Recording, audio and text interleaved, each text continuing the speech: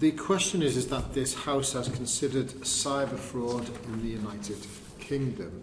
Nickie Aiken. Thank you, Mr Dowd, and it's a pleasure to serve under your chairmanship this afternoon.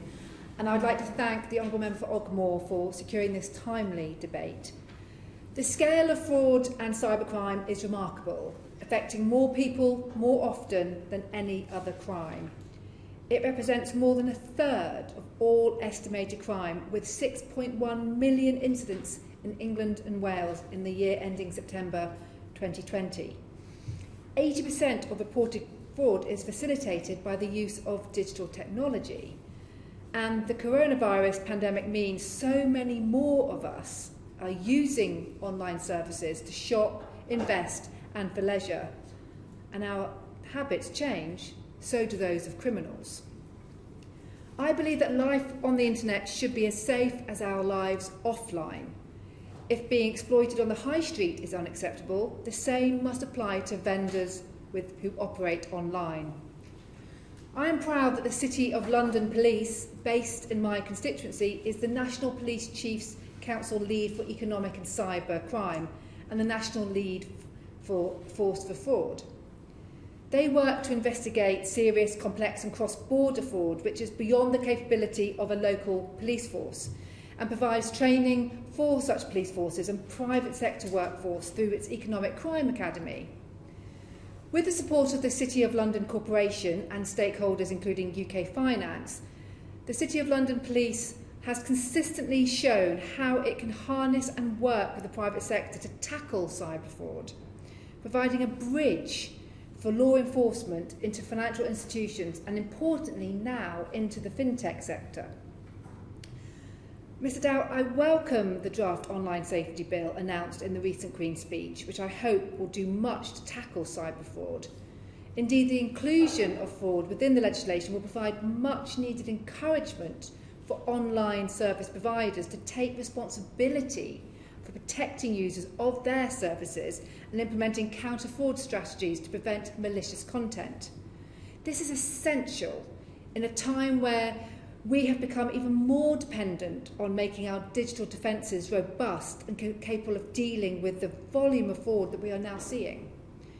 By the same token, if we are seeing cyber fraud more often replacing traditional crime, we must allocate the relevant resources to reflect this new significance.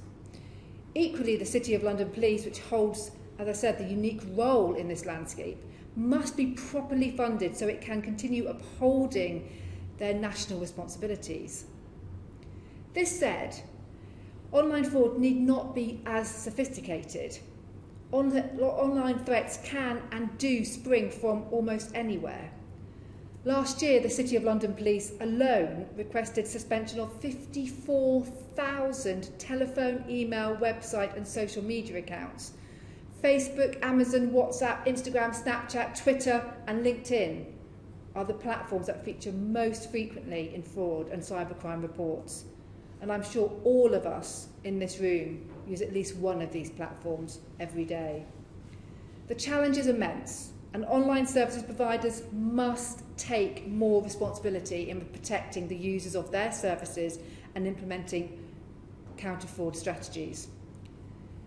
The Suspicious Email Reporting Service, developed in partnership with the National Cyber Security Crime Centre, has received nearly 6 million reports in the last year, resulting in the removal of more than 43,000 scams and 86,000 URLs, including those linked to COVID-19, investment and online shopping fraud.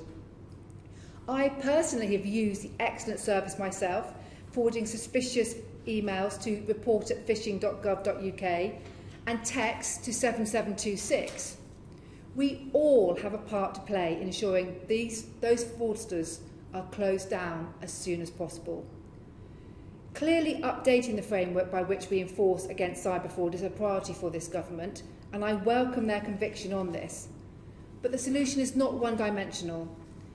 All of us have a role to play with fraud prevention.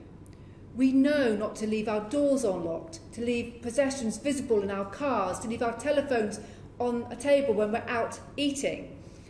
We know that in order to keep ourselves safe, we have to take a degree of personal responsibility. And the same now needs to be replicated online. And people, no matter what their age, should be taught how to keep themselves safe online. Mr. Dowd, one final point, if I may. While there is more that can and critically is being done centrally, I believe that there needs to be greater priority placed on fraud at a local policing level. Indeed, too few of the cases disseminated to local forces for investigation by Action Fraud have actually reached a judicial outcome. So simply increasing capability, capacity and focus centrally will not address a substantial shortfall in local police forces to take cases forward. Now more than ever, there needs to be a drive to boost local police capacity and ensure consistency of approach. I'm glad to see the government respond with strength on this issue, and it is my hope that this strength does not wane but fortifies itself to protect our citizens against aggressive and malicious abuses of technology.